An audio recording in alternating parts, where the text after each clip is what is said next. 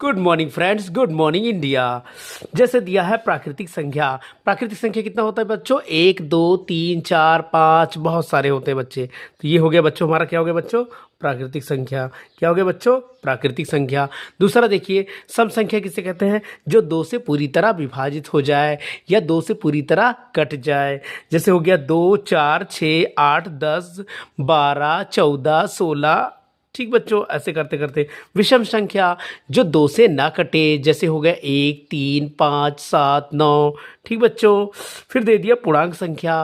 पूर्णांक संख्या में बच्चों धनात्मक और ऋणात्मक भी आते हैं, यानी कि पॉजिटिव और निगेटिव भी नंबर आते हैं, जैसे -3, -2, -1।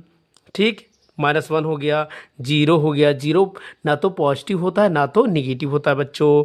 ये +1, +2, +3, +4, +5, इस तरीके से हमारे क्या होते हैं बच्चे? पूर्णांक होते हैं। फिर आइए देखते हैं उसके आगे वाला।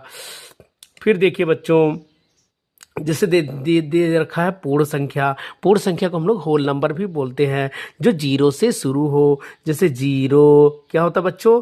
0 क्या होगा बच्चों? 0 क्या होगा बच्चों? 0 क्या होगा बच्चों? 0 0 होगा, और 1 होगा, 2 होगा, 3 होगा और 4 होगा। ये सभी क्या होते हैं बच्चे? पूर्ण संख्या होते हैं। फिर दूसरा दे दिया भाज्य संख्या। भाज्य संख्या मतलब जो खुद से कटे, एक से कटे और दूसरे से भी कट जाए।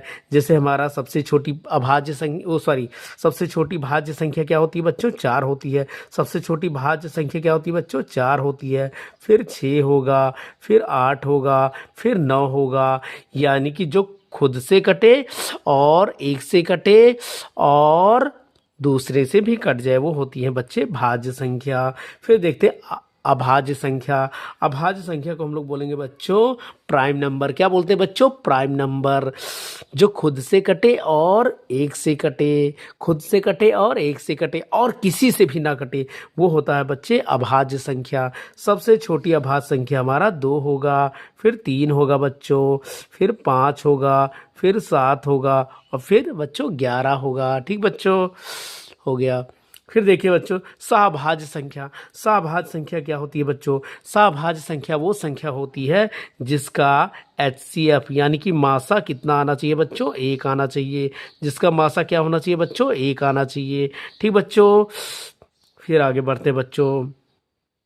फिर देखिए, जैसे दे दिया परिमेय संख्या। किसे कहते हैं? परिमेय संख्या उसे कहते हैं जिसे P/Q के रूप में लिखा जा सके।